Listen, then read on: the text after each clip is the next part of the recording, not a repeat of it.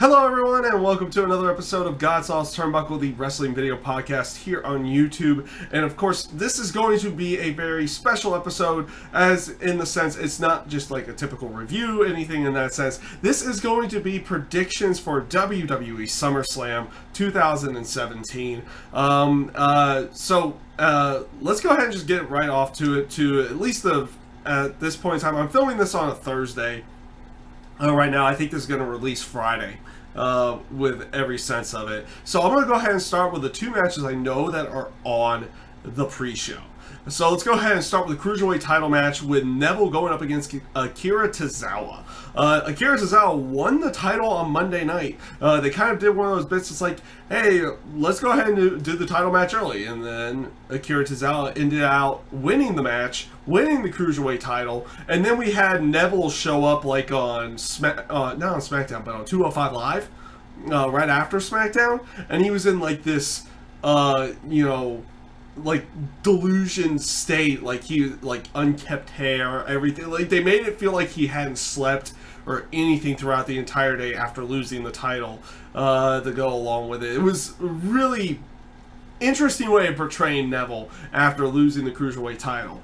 In the terms of this match, I think, and I know I'm not the biggest fan of hot-shotting titles and everything in that sense, but I think they changed the title on Monday night so they could change it again here on the kickoff show with Neville going over. So I have Neville going over in this particular match. Honestly, I felt like I had Neville going over anyway, but I feel like he's going to go over more in this sense now, that I feel like they're trying to do that, whereas like they wanted to kind of get that shock of the title changing hands on Monday Night Raw, and now they're going to do it again on SmackDown, but on SummerSlam to go along with it, and maybe continue on with a feud to go along with that, in that sense of everything. They can use the title kind of to continue on the feud, like each guy kind of has a hard time getting the upper hand on one another at any given time.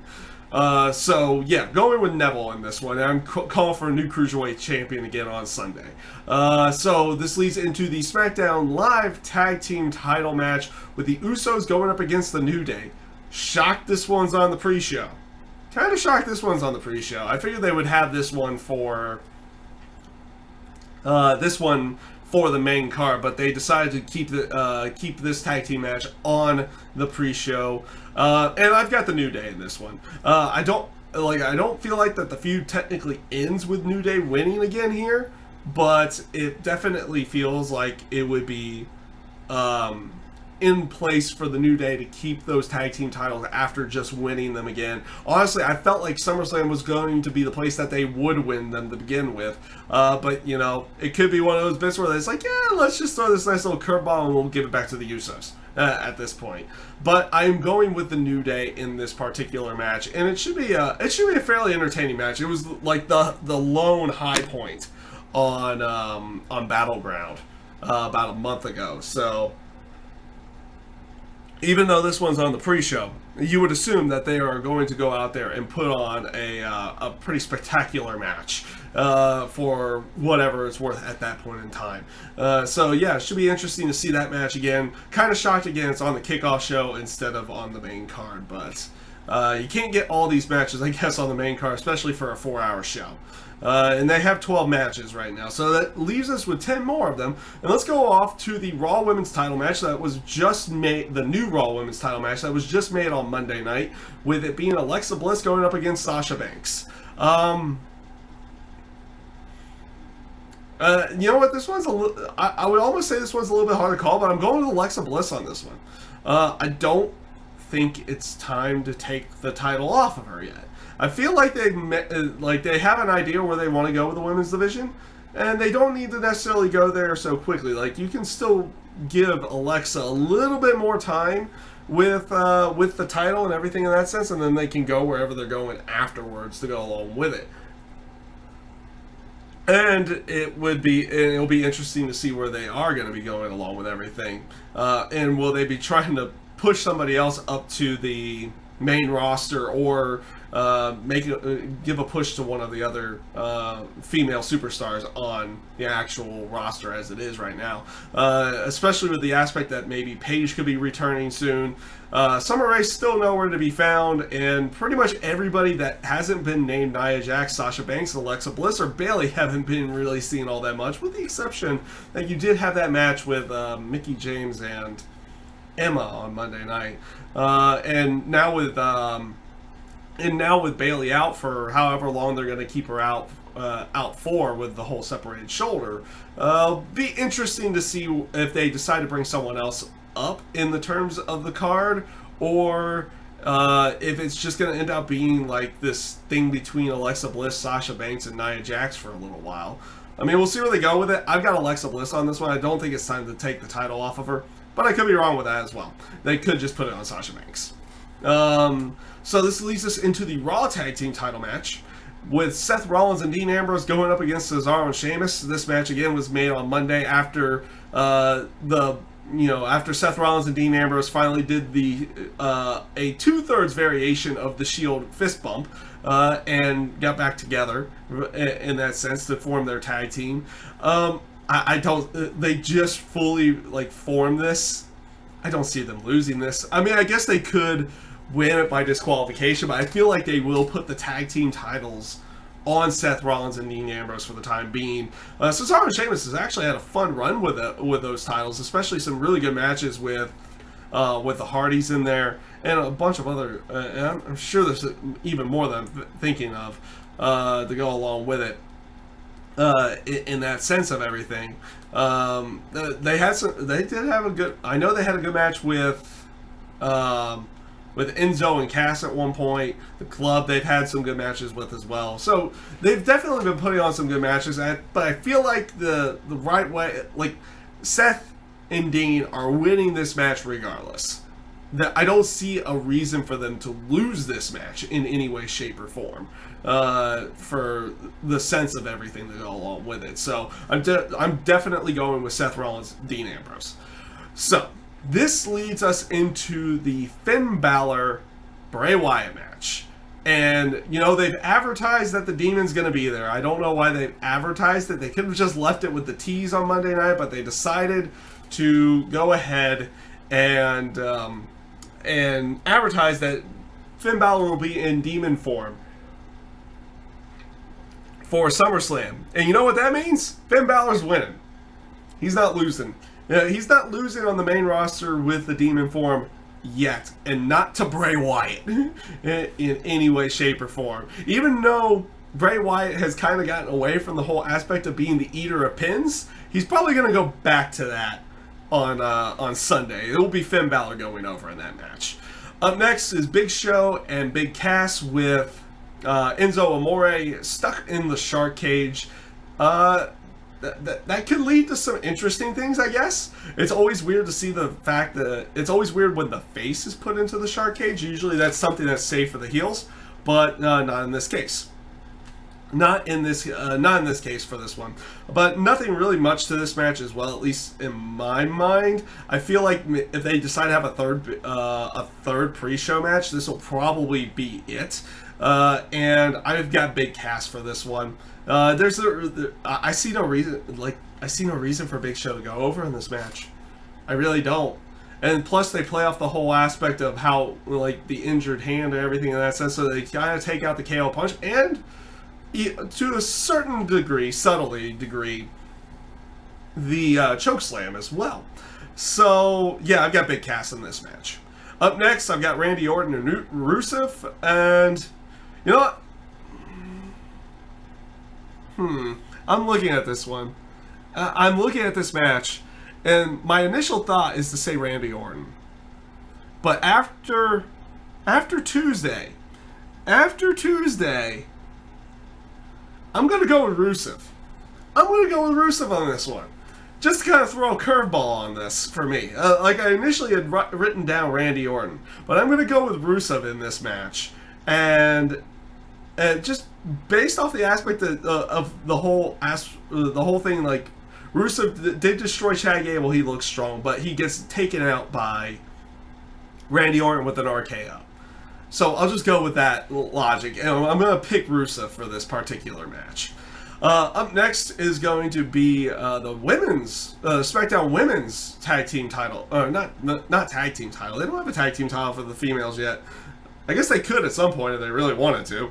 But the SmackDown Live Women's title match with Naomi going up against Natalya. I think they have Naomi go over in this match, and it's just one of those things. Yes, they've built up Natalya to be quite a legitimate threat to Naomi's title, but I feel like they have Naomi go over in this one, and you will at least have a tease of Carmella cashing in that Money in the Bank contract on that night, if not maybe actually having the cash in that night. But here's the thing: if she cashes in, especially after the events that happened on Tuesday with Baron Corbin, Carmella will win. They are not going to have the first winner of the women's Money in the Bank probably lose that cash in. At least I don't think they would. They might, but I don't think they would do that on this case. I feel like they would want to actually go with. The person who has that briefcase cashing in and being successful. So there's a chance of that happening. I'm not 100%. I'm not 100% certain that that's going to be the actual case, though. But I do have Naomi going over in the match with Natalya.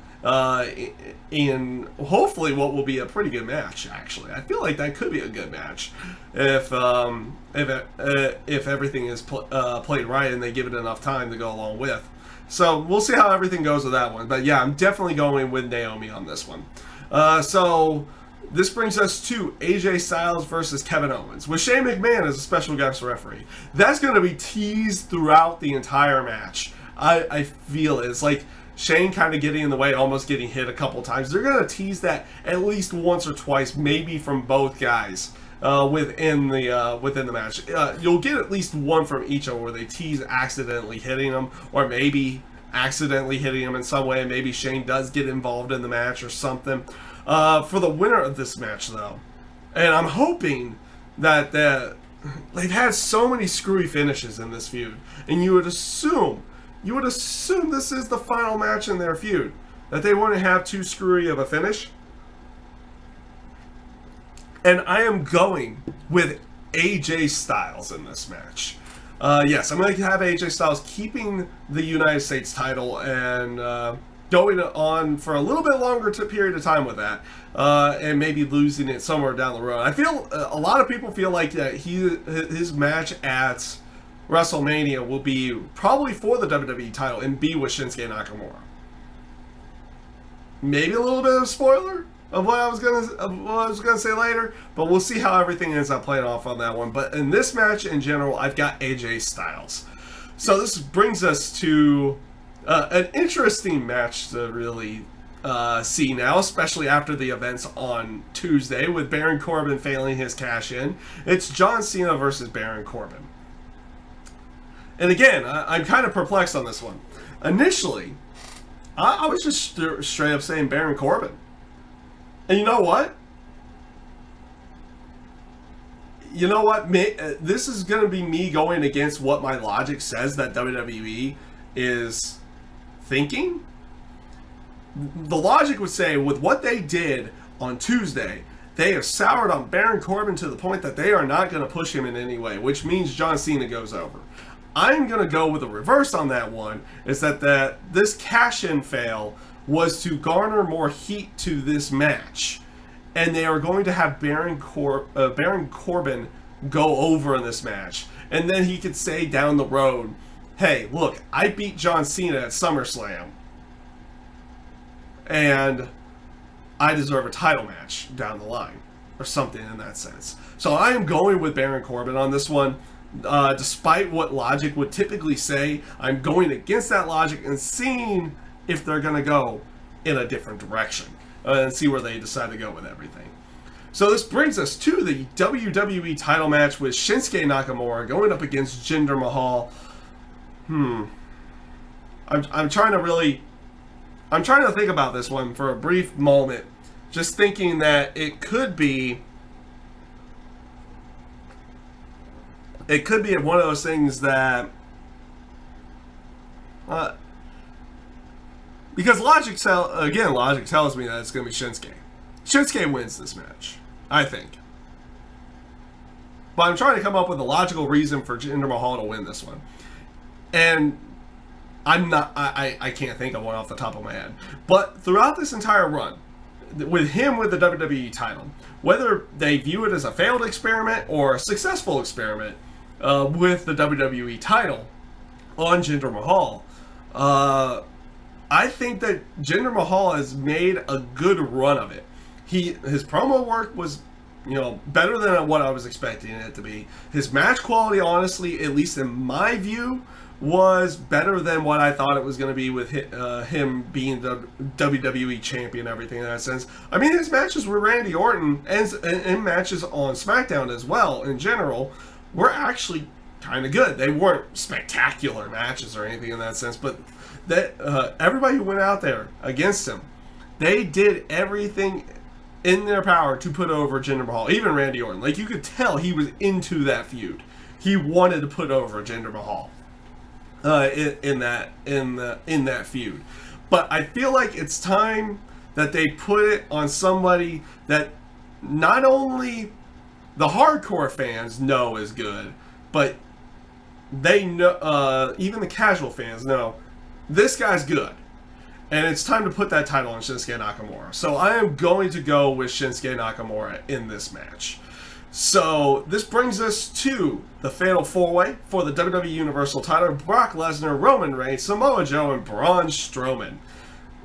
Man, you can make a case for almost any of these guys to win this one. And this feud that they have built up on this has been a lot of fun. It's been a lot of fun to watch. With everything, with Heyman promos, pull apart brawls, the interacting between Braun Strowman, Roman Reigns, and Samoa Joe, and then the stuff that they had with all four of them on Monday night as well.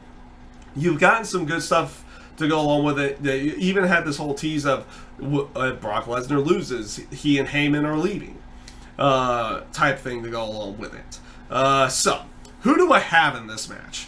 I can make a case for Samoa Joe in every way. Like, he's been great.